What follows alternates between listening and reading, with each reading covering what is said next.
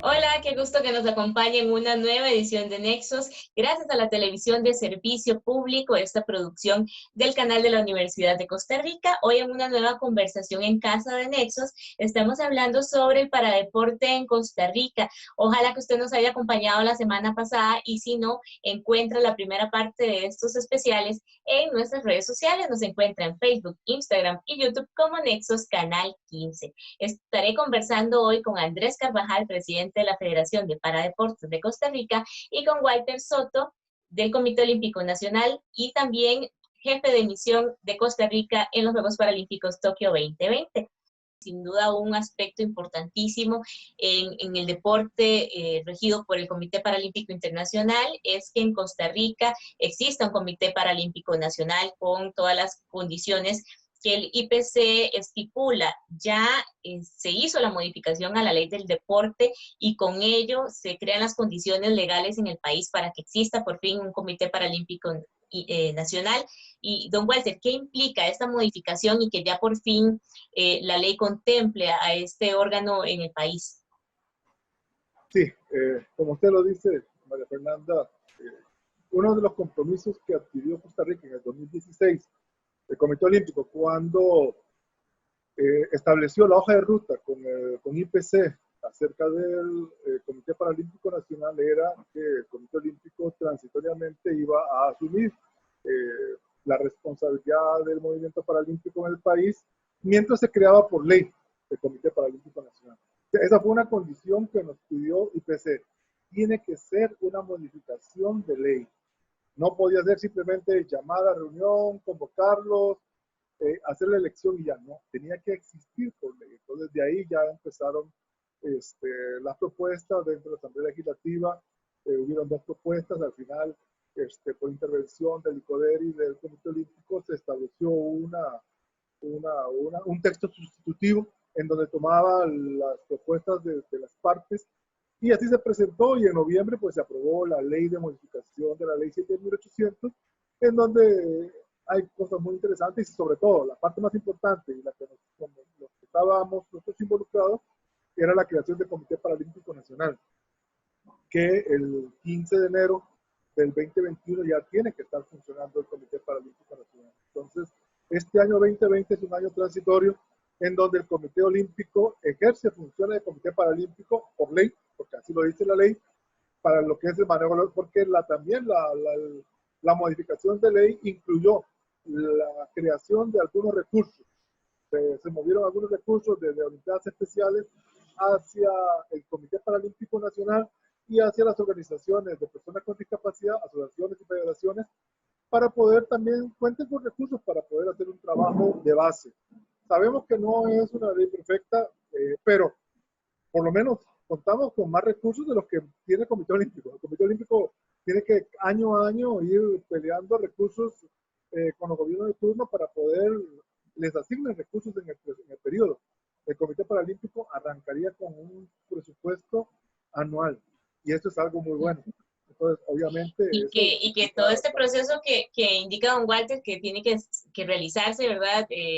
Debe haber representación de las diferentes asociaciones deportivas de personas con discapacidad en el país para conformar este nuevo Comité Paralímpico Nacional y como bien lo decía Walter, tendrá también un presupuesto. Esto es muy importante y más en la coyuntura en la que estamos con la crisis también económica que ha acarreado el COVID, Andrés, y no solo implica contar con recursos, sino también tener voz, ¿verdad? Y voto en las decisiones a nivel deportivo en el país. Y nos puede también comentar sobre este tema. Sí, María Fernanda, bueno, no solamente se hace la creación del Comité Paralímpico, sino que esta ley que modifica la 7800, creo que nos lleva a tener históricamente la primera vez que se participa a nivel de un consejo de deportes el tema de discapacidad. Bueno, en esta ocasión me correspondió tener esta representación. Yo actualmente represento lo que son las federaciones y asociaciones de personas con discapacidad y creo que una de las cosas muy importantes es el tema de informar, el tema de dar ese conocimiento. Parte de lo que hemos hecho, bueno, es informar a los diferentes compañeros de consejo el tema de qué son los paradeportes, ¿verdad? ¿Qué estructura hay a nivel de cada uno de ellos? Y no solamente eso, sino también el mismo ICODER. Dentro de algunos días se estará capacitando a todo el personal del ICODER para generar este proceso de información, este proceso de comprender cómo es la estructura a nivel internacional y obviamente a nivel nacional, porque ya dijimos, hay un tema de recursos que también es algo importante, pero también es algo de mucha responsabilidad saber que los recursos obviamente se van a destinar de la mejor manera a los mejores, obviamente, programas y finalidades que tiene cada agrupación para seguir creciendo el movimiento paralímpico, el movimiento de personas con discapacidad en nuestro país y posicionarnos a corto, mediano plazo en los mejores lugares, ¿verdad? Recordemos que a nivel de Centroamérica somos uno de los países que más deportes entre adaptados para deportes paralímpicos desarrollamos y obviamente tenemos que seguir trabajando fuerte, unidos, para poder seguir destacando a nivel internacional. Así es, y seguiremos conversando con Andrés Carvajal y Walter Soto cuando volvamos de la pausa en este segundo especial dedicado a analizar la situación del paradeporte en el país y del deporte adaptado a nivel recreativo también para personas con discapacidad. Así que quédese con nosotros que ya pronto volvemos con más de este especial.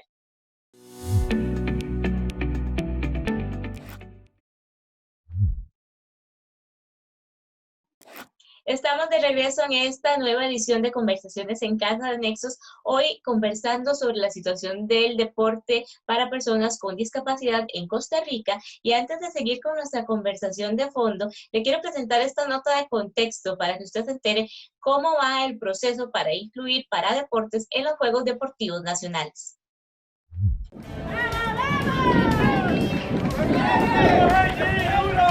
En el 2018, el Instituto Costarricense del Deporte y la Recreación, ICODER, inició el proceso para la incorporación de deportes para personas con discapacidad en los Juegos Deportivos Nacionales. En la edición de ese año de los Juegos, la paranadadora Camila Jase participó como abanderada en la inauguración del evento, como acto simbólico para demostrar el compromiso país para la inclusión en el deporte. Y para el año 2020 tenemos la proyección de en esta edición, la 39ª edición de Juegos, de incorporar 2 disciplinas, que es el tenis de mesa, donde ya teníamos algunos atletas participando en condición de discapacidad, y ahora en el tenis, que es un deporte que estamos, para personas en silla de ruedas, estamos incorporando para esta 39ª edición, que en este momento está, digamos, detenida, pero que esperamos realizarla a mediados, después de, más bien en el segundo semestre del próximo año. Pero la idea que tenemos nosotros es poder llegar a unos Juegos Deportivos Nacionales totalmente inclusivos.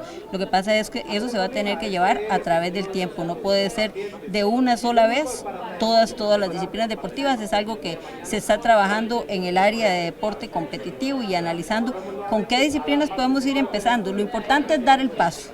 Después del estudio técnico, el ICODER plantea 4 etapas para la inclusión de al menos 13 disciplinas deportivas para personas con discapacidad en los Juegos Deportivos Nacionales, con miras a que, en su momento, existan los Juegos Deportivos Paranacionales.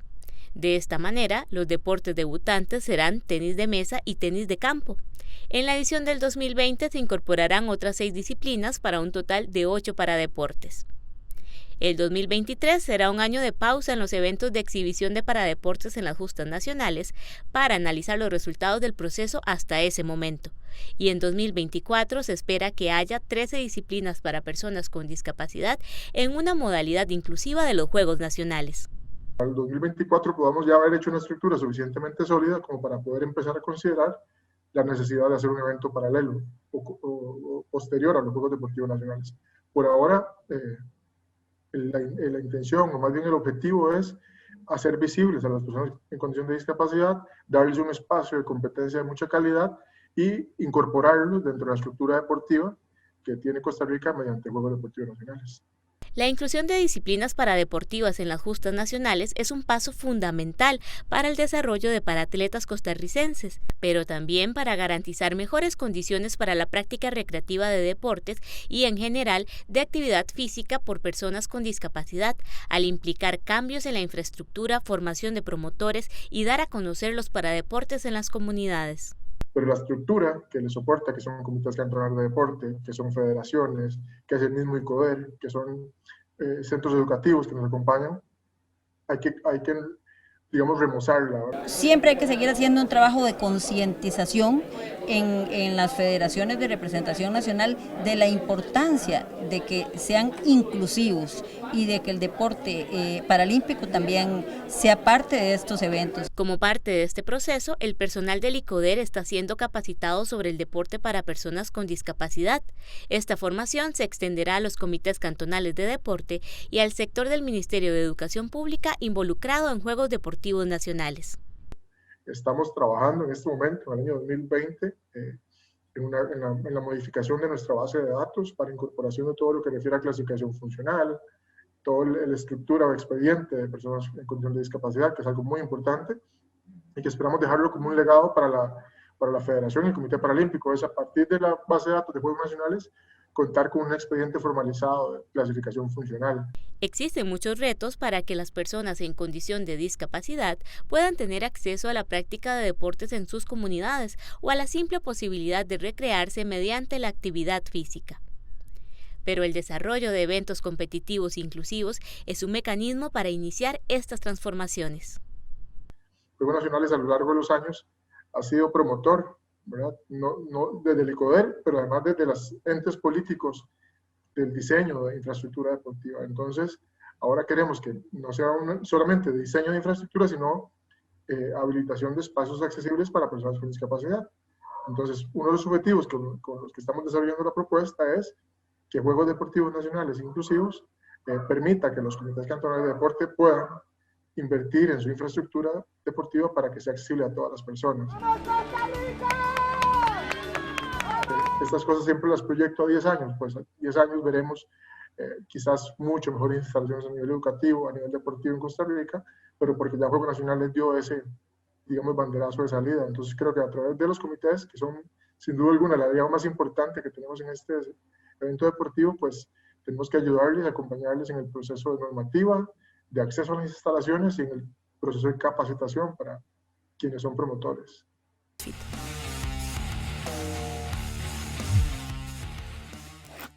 Estamos de regreso en Nexos, el programa que desde 2003 promueve una sociedad más inclusiva para las personas con discapacidad y personas adultas mayores.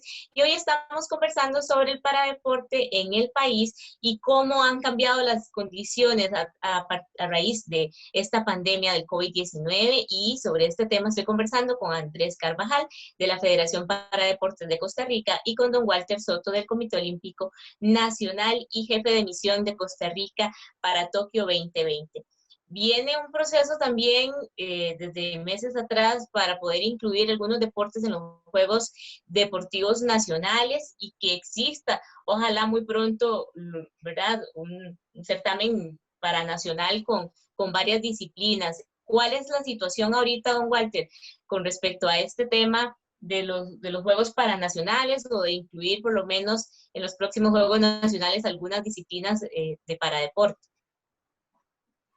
Sí, gracias a Dios, el ICODER pues, ha incluido, ya tenía en el 2020, en esta edición que no se pudo hacer, ya tenía 2 deportes en la categoría inclusiva, el paratenis de mesa y el tenis en silla de rueda.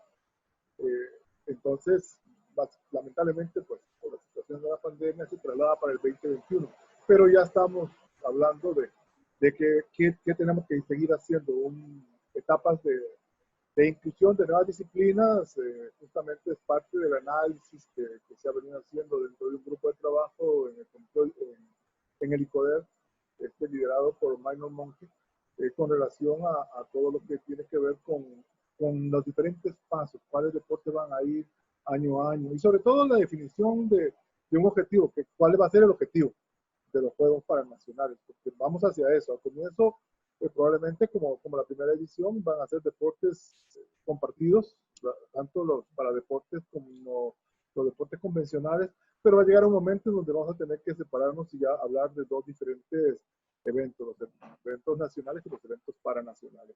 Pero sí, estamos bastante fuertes, estamos en un trabajo bastante serio, semana a semana nos reunimos, vemos temas, obviamente hay mucho que tocar, está el tema de clasificación funcional, que es algo que tenemos que explicar a todo el comité, a todo el grupo de trabajo de Juegos Nacionales, que entiendan qué es la clasificación funcional, también los perfiles, todos los perfiles que están involucrados en el tema de discapacidad, que no solamente físico, visual, intelectual, estamos hablando de la población sorda también, cómo entra dentro de todo este perfil, porque lo que se quiere es de que la población tenga oportunidades, y creo que eso es básicamente el mensaje, ¿no? De cumplir con uno de los derechos de la Convención Internacional de Personas con Discapacidad, de tener el derecho a la práctica deportiva y recreativa. La competición viene posterior. Ahorita lo que buscamos es que tengan práctica deportiva y recreativa como una medida también de irlos haciendo crecer como personas y que sean personas independientes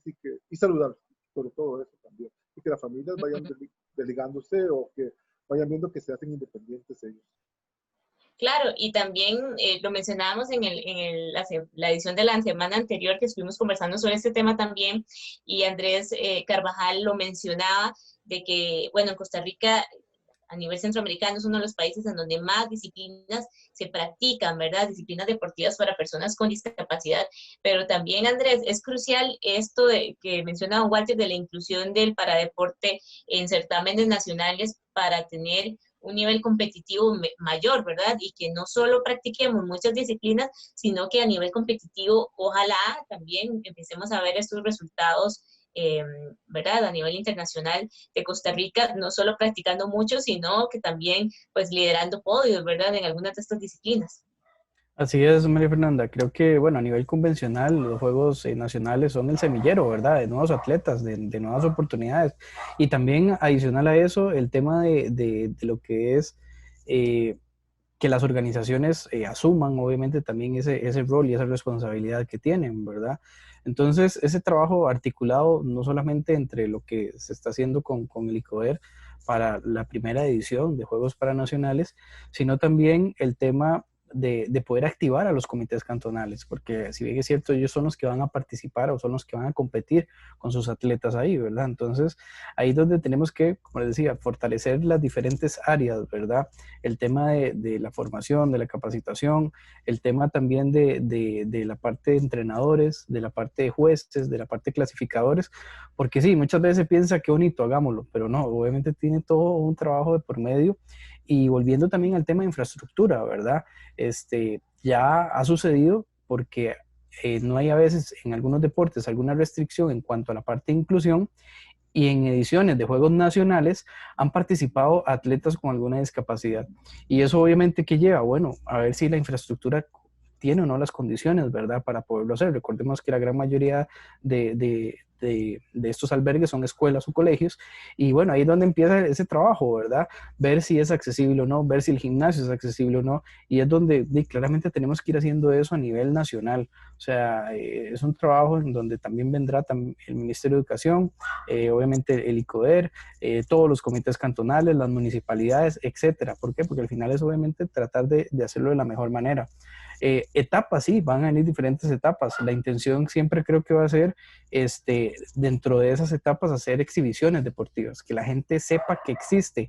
Así como hay una modalidad convencional, hay una modalidad también adaptada. Entonces creo que la importancia de ir haciendo las cosas de una manera ordenada. Claro, y también, ¿verdad? Lo que menciona Andrés, de que no va a ser solo que van a llegar a competir estas personas, ¿verdad? Atletas de distintas disciplinas que tengan una discapacidad, sino que eso va a ir exigiendo esas modificaciones a nivel local de infraestructura, de una cultura de inclusión. Así que vamos a seguir conversando cuando volvamos de la pausa. Usted quédese con nosotros y recuerde que encuentra más sobre la inclusión de las personas con discapacidad en nuestras redes sociales, Facebook, Instagram y YouTube. Somos Nexos Canal 15. Ya casi regresamos con esta conversación en casa.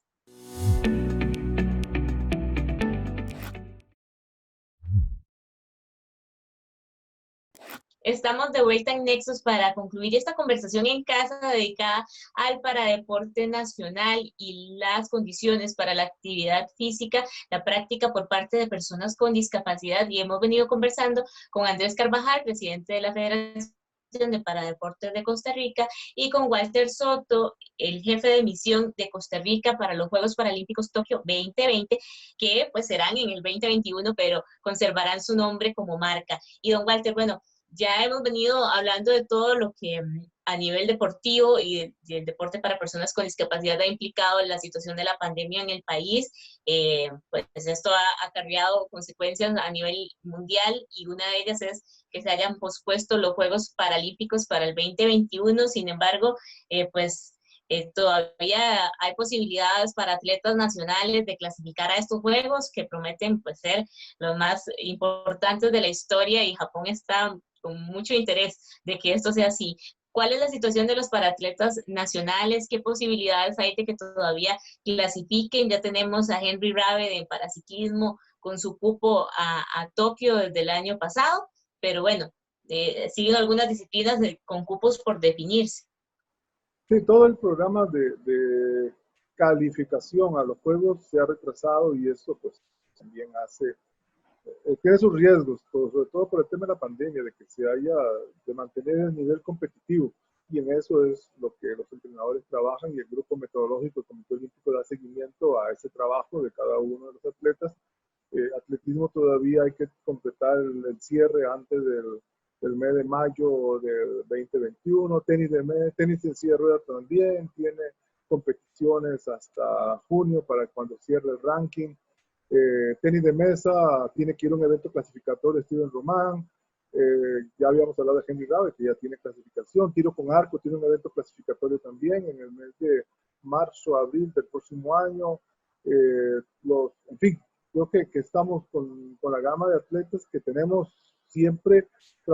Desde el año pasado, tal vez el único cambio que hemos tenido ha sido el caso de Taekwondo, que André Molina ya no ha podido continuar, ya la clasificación terminó, ya el cierre de la competencia fue el año pasado, justamente antes del cierre nacional que hubo con el tema de la cuarentena. Entonces ya terminamos con eso, y ahora pues nada más trabajar con ellos y buscar los eventos.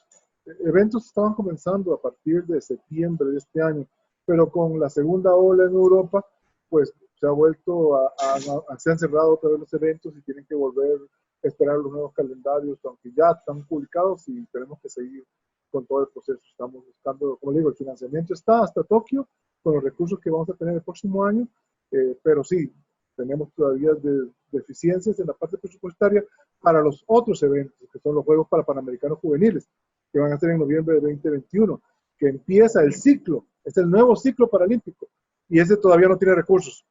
Y es parte de esa negociación que tenemos que buscar y los trabajos que tenemos que hacer, porque no se puede dejar, es un proceso que estaríamos brincándonos si no conseguimos el financiamiento, porque ahí estamos hablando del nuevo semillero, de los nuevos atletas que van a ir hacia el próximo ciclo paralímpico.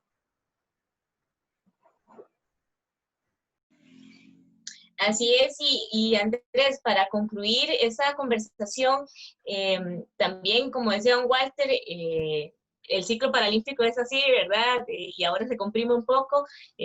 Cuando concluya Tokio 2020 el próximo año, inicia un nuevo proceso, ¿verdad? ¿Cuáles son también las expectativas de encontrar nuevas figuras para Juegos Centroamericanos, Juegos para Panamericanos en Chile en 2023, que también es un proceso importante, ¿verdad? Cuando se concluya con este ciclo, pensar en que siempre se abre uno nuevo para nuevas figuras del paradeporte de Costa Rica. Sí, bueno, parte creo que de la estrategia es, bueno, mantener obviamente los atletas que vienen en el ciclo, tal vez los que no han podido obviamente llegar a Tokio, pero sí los que se han venido manteniendo en cuanto a la participación a nivel centroamericano, a nivel panamericano, etcétera, porque es esto, ¿verdad? Son etapas y claramente el atleta ocupa esa evolución. Recordemos que aquí también formamos a los atletas por el tema de la parte de la discapacidad adquirida, ¿verdad? o es el tema de la discapacidad congénita. Siempre buscamos fortalecer también todo ese tipo de áreas, ¿verdad? La parte de la disciplina, la constancia, la parte de entrenamientos, etcétera. Entonces todo eso sigue con miras a los eventos, porque como decía, los eventos no es que se pausaron, y ya para el otro año están las fechas, y para el otro año es el trabajo que podamos hacer en esos primeros meses, ese primer semestre del 2021, para poder llegar con los juveniles que podamos tener a noviembre de 2021 con lo que es este Panamericano, y después pensar en los Paracentroamericanos, que aquí es el evento en que tenemos que ir a buscar una buena posición, ¿verdad? Porque como hemos dicho, es uno de los países que más trabaja muchas disciplinas, pero también tenemos que especificarnos a las disciplinas que tiene los paracentroamericanos. Recordemos que solo son 6, ¿verdad? Entonces, la idea es prepararnos todo un año para poder llegar de la mejor manera a lo que es este tipo de evento, y a partir de ahí arrancar ya lo que sigue, ¿verdad? Campeonatos internacionales, los mundiales, el tema de Santiago de Chile, con el Panamericano, y obviamente finaliza en París 2024.